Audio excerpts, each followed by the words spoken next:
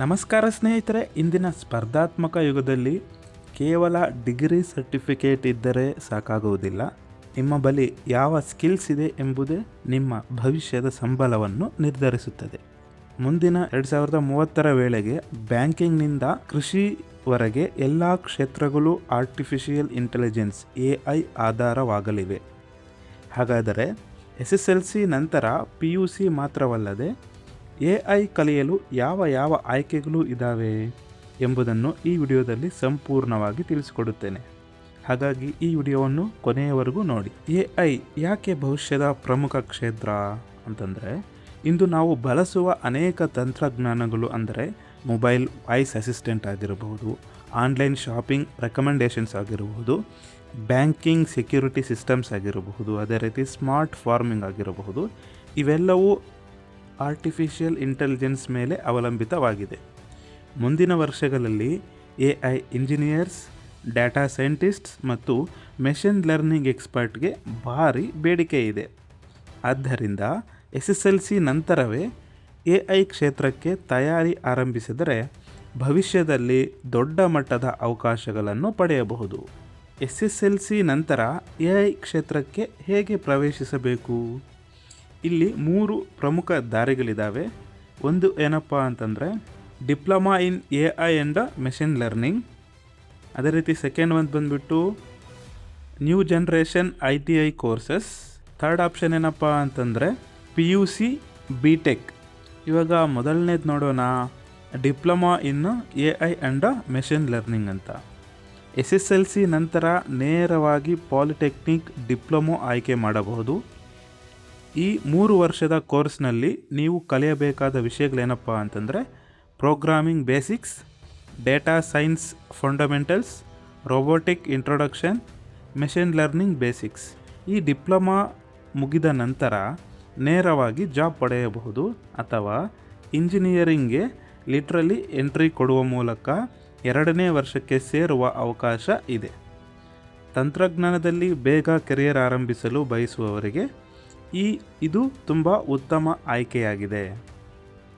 ಅದೇ ರೀತಿ ಎರಡನೇದೇನಪ್ಪ ಅಂತಂದರೆ ಹೊಸ ತಲೆಮಾರಿನ ITI ಕೋರ್ಸಸ್. ಈ ಹಿಂದೆ ITI ಅಂತಂದರೆ ಎಲೆಕ್ಟ್ರಿಷಿಯನ್ ಅಥವಾ ಫಿಟ್ಟರ್ ಮಾತ್ರ ಅಂತ ಅನಿಸುತ್ತಿತ್ತು. ಆದರೆ ಈಗ ಇಂಡಸ್ಟ್ರಿ 4.0 ಯುಗದಲ್ಲಿ ಹೊಸ ಕೋರ್ಸ್ಗಳು ಬಂದಿದ್ದಾವೆ. IoT technician, AI technician, smart device maintenance. ಈ ಕೋರ್ಸುಗಳು ಕಡಿಮೆ ಅವಧಿಯಲ್ಲಿ ಮುಗಿಯುತ್ತವೆ, ಪ್ರಾಕ್ಟಿಕಲ್ ನಾಲೆಡ್ಜ್ ಹೆಚ್ಚು ಕೊಡುತ್ತವೆ, ಬೇಗ ಉದ್ಯೋಗ ಸಿಗುವ ಅವಕಾಶ ಸಹ ಇರುತ್ತದೆ. ಅದೇ ರೀತಿ 3ನೇ ಆಪ್ಷನ್ ಏನಪ್ಪ ಅಂದರೆ PUC ಟು BTech ಅಥವಾ BE ಅಂತ. ಇದು ಬಿಗ್ ಕೆರಿಯರ್ ಪಾತ್ ಆಗಿದೆ. ನೀವು ಅಥವಾ ನಿಮ್ಮ ಮಕ್ಕಳು ಭವಿಷ್ಯದಲ್ಲಿ ದೊಡ್ಡ ಸಾಫ್ಟ್ವೇರ್ ಇಂಜಿನಿಯರ್ ಅಥವಾ ಡೇಟಾ ಸೈಂಟಿಸ್ಟ್ ಆಗಬೇಕು ಅಂದುಕೊಂಡಿದ್ದರೆ ಅತ್ಯುತ್ತಮ ದಾರಿ ಇದು. ಸ್ಟೆಪ್ ಬೈ ಸ್ಟೆಪ್ ತಿಳಿಸ್ತೀನಿ ಬನ್ನಿ ಸ್ನೇಹಿತರೆ. ಮೊದಲು PUCನಲ್ಲಿ ಸೈನ್ಸ್ ಅಥವಾ PCM ಆಯ್ಕೆ ಮಾಡಿ, ನಂತರ CET ಅಥವಾ JEE ಪರೀಕ್ಷೆ ಬರೆಯಿರಿ. BE ಅಥವಾ BTechನಲ್ಲಿ AI ಆ್ಯಂಡ್ ಡೇಟಾ ಸೈನ್ಸ್ನ ಆಯ್ಕೆ ಮಾಡಿ. ಆದರೆ ಅತ್ಯಂತ ಶಕ್ತಿಯುತ ಕೆರಿಯರ್ ಪಾತ್ ಆಗಿರುತ್ತದೆ. AI ಕಲಿಯಲು ಕೆಲವು ಪ್ರಮುಖ ಸ್ಕಿಲ್ಸ್ ಅಗತ್ಯ. ಅದು ಏನು ಅಂತ ನೋಡೋಣ. ಮ್ಯಾಥಮೆಟಿಕ್ಸ್ನಲ್ಲಿ ಏನೆಲ್ಲ ಸ್ಕಿಲ್ಸ್ ಇರಬೇಕು ಅಂತ. AI ಕ್ಷೇತ್ರದಲ್ಲಿ ಪ್ರಾಬಬಿಲಿಟೀಸ್, ಸ್ಟ್ಯಾಟಿಸ್ಟಿಕ್ಸ್, ಆಲ್ಜಿಬ್ರಾ, ಕ್ಯಾಲ್ಕುಲಸ್ ಇವೆಲ್ಲ ಬಹಳ ಮುಖ್ಯ. ಹಾಗಾಗಿ ವಿದ್ಯಾರ್ಥಿಗಳು ಮ್ಯಾಥ್ಸ್ ಮೇಲೆ ಹೆಚ್ಚು ಗಮನ ಕೊಡಬೇಕು. ಸೆಕೆಂಡ್ ಸ್ಕಿಲ್ ಏನಪ್ಪ ಅಂತಂದರೆ ಕೋಡಿಂಗ್ನ ಆರಂಭಿಸಿ. SSLC ನಂತರ ಸಿಗುವ ರಜೆಯಲ್ಲಿ ಕೋಡಿಂಗ್ ಕಲಿಯಲು ಶುರು ಮಾಡಿದರೆ ಬಹಳ ಸುಲಭವಾಗುತ್ತದೆ. ಪ್ರಾರಂಭಕ್ಕೆ Python programming, basic coding logic, simple projects ಇವು ಕಲಿಯಬಹುದು. ಇದು ಮುಂದಿನ ಕೋರ್ಸುಗಳನ್ನು ಸುಲಭವಾಗಿಸುತ್ತದೆ.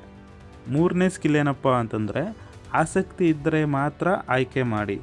ಒತ್ತಡದಿಂದ ಅಥವಾ ಕೋರ್ಸ್ ಆಯ್ಕೆ ಮಾಡಬೇಡಿ. ವಿದ್ಯಾರ್ಥಿಗಳಿಗೆ logical thinking, problem solving, technology interest ಇದ್ದರೆ ಮಾತ್ರ ಈ AI ಕ್ಷೇತ್ರ ಆಯ್ಕೆ ಮಾಡೋದು ಸೂಕ್ತ. ಪೋಷಕರಿಗೆ ಒಂದು ಮುಖ್ಯ ಸಲಹೆಗಳೇನಪ್ಪ ಅಂತಂದರೆ ಮಕ್ಕಳ ಆಸಕ್ತಿ ತಿಳಿದು ಕೋರ್ಸ್ ಆಯ್ಕೆ ಮಾಡಿ. ಟೆಕ್ನಾಲಜಿ ಬಗ್ಗೆ ಪ್ರೋತ್ಸಾಹ ನೀಡಿ, ಪ್ರಾಕ್ಟಿಕಲ್ ಲರ್ನಿಂಗ್ಗೆ ಅವಕಾಶ ಕೊಡಿ. ಮತ್ತೊಂದು ಮುಖ್ಯ ವಿಷಯ ಕೇವಲ ಮಾರ್ಕ್ಸ್ ಅಲ್ಲ, ಸ್ಕಿಲ್ಸ್ ಮುಖ್ಯ. SSLC ನಂತರ PUC ಮಾತ್ರವೇ ಒಂದೇ ದಾರಿಯಲ್ಲ. ಇಂದಿನ ಕಾಲದಲ್ಲಿ diploma in AI, ITI with AI skills, PUC to BTech AI ಇಂತಹ ಹಲವಾರು ಅವಕಾಶಗಳಿದ್ದಾವೆ. ಸರಿಯಾದ ಸಮಯದಲ್ಲಿ ಸರಿಯಾದ ನಿರ್ಧಾರ ತೆಗೆದುಕೊಂಡರೆ ನಿಮ್ಮ ಮಕ್ಕಳ ಭವಿಷ್ಯ ಖಂಡಿತವಾಗಿ ಪ್ರಕಾಶಮಾನವಾಗುತ್ತದೆ. ಇಷ್ಟು ಇವತ್ತಿನ ಮಾಹಿತಿ. ಈ ಮಾಹಿತಿ ನಿಮಗೆ ಉಪಯುಕ್ತವೆನಿಸಿದರೆ ಈ ವಿಡಿಯೋಗೆ ಲೈಕ್ ಮಾಡಿ, ನಿಮ್ಮ ಸ್ನೇಹಿತರೊಂದಿಗೆ ಶೇರ್ ಮಾಡಿ. ಇಂತಹ ಶಿಕ್ಷಣ ಮಾಹಿತಿಗಾಗಿ ನಮ್ಮ ಒಂದು ಚಾನಲ್ನ ಸಬ್ಸ್ಕ್ರೈಬ್ ಮಾಡ್ಕೊಳ್ಳಿ. Thanks for watching. Jai Hind.